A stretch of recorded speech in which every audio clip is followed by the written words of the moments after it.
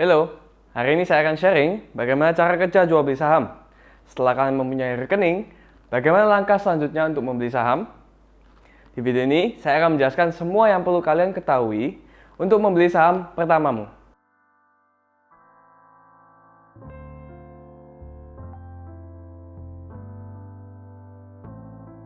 Oke, dengan saya, Edwin Mayer, investor dan analis saham bersertifikasi dari OJK.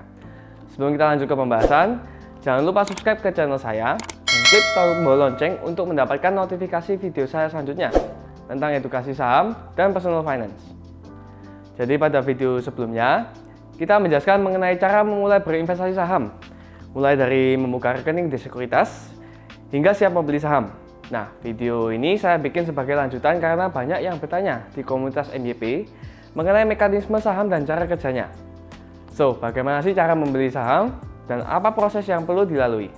Video ini akan membantu kalian step by step dalam melakukan jual beli saham, mengenal proses pembentukan harga saham, dan menentukan strategi yang sesuai untuk membeli saham pertamamu. Oke, saham adalah surat berharga yang berbentuk selembar kertas yang menunjukkan bahwa pemilik kertas tersebut adalah pemilik suatu perusahaan. Karena sifatnya yang berharga, maka saham dapat diperjualbelikan di pasar modal. Sejak 22 Mei 1995, diberlakukan Jakarta Automatic Trading System atau JATS. Saham yang sebelumnya berbentuk kertas fisik sekarang bisa diperjualbelikan melalui online atau scriptless. Transaksi beli saham di pasar modal Indonesia diakomodir oleh PT Bursa Efek Indonesia atau Indonesian Stock Exchange, dan perusahaan sekuritas wajib sebagai perantara atau broker transaksi. Transaksi di pasar modal adalah sesuatu yang sebenarnya sangat sederhana karena mirip dengan transaksi yang terjadi di pasar tradisional, bahkan kehidupan kita sehari-hari. Dalam hal ini, pasar adalah Bursa Efek Indonesia. Barang yang diperjualbelikan adalah saham.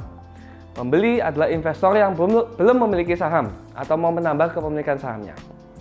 Penjual adalah investor yang telah memiliki saham dan ingin jual lembar sahamnya. Kemudian yang terakhir adalah kurir. Dalam hal ini adalah perusahaan sekuritas. Mekanisme transaksi pun sama. Ada penjual yang menawarkan barangnya di harga tertentu dan pembeli yang bersedia membeli barang tersebut di harga tertentu. Misal, kita membeli bawang putih di pasar.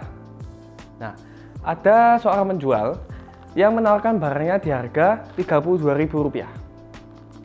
Sedangkan pembeli hanya bersedia membayar sebesar Rp30.000 untuk bawang tersebut.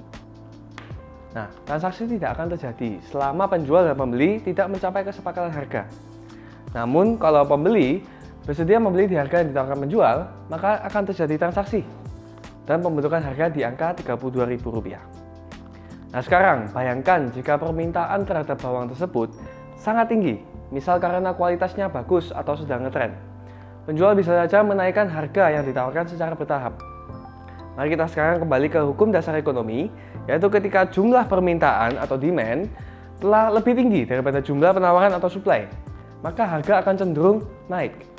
Sebaliknya, jika jumlah penawaran suatu barang lebih tinggi dari jumlah permintaan, maka harga saham akan cenderung turun.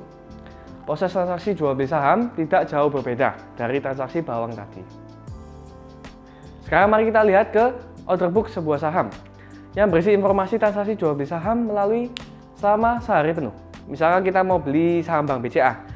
Di order book ini kita bisa lihat harga transaksi terakhir saham BCA yaitu di harga Rp31.000 per lembarnya.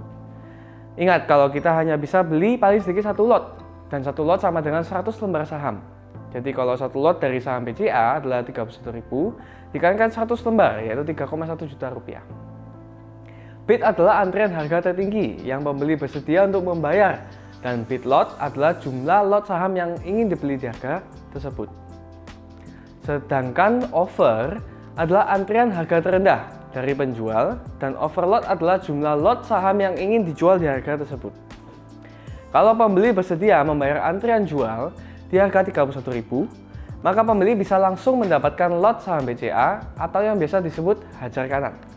Sebaliknya, jika penjual ingin segera lot saham BCA-nya laku, maka dia bisa langsung pasang posisi jual di harga bid tertinggi yaitu Rp30.975 yang biasa disebut hajar kiri. Nah, untuk harga saham BCA bisa naik sampai ke harga Rp31.050. Harus ada pembeli yang memborong semua lot antrian jual di harga Rp31.000 sebanyak 7.600 lot, Rp31.025 ada 100 lot, dan satu lot di harga Rp31.050. Maka harga saham BCA untuk transaksi terakhir sudah berubah menjadi Rp31.050. Dan demikian sebaliknya untuk harga saham BCA bisa turun, harus ada penjual yang menjual lot dalam jumlah banyak, menghabiskan antrian beli di harga Rp39.75, Rp39.50, dan seterusnya. Nah, itu tadi adalah bagaimana jual beli saham dan proses pembentukan harga terjadi. Ternyata sederhana kan? Setelah kalian tahu cara kerja jual beli saham, coba komen saham apa yang ingin kalian beli untuk saham pertamamu. Kalian bisa join ke komunitas diskusi saham yang saya buat dengan nama MYP Connect.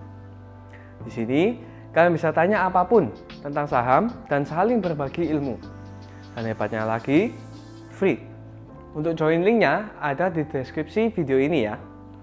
Kalau mau mengetahui lebih lanjut, video penjelasan mengenai komunitas MYP ada di kanan atas layar kalian atau di kolom deskripsi.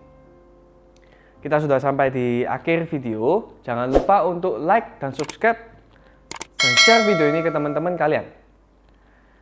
See you in my next video. Thanks for watching.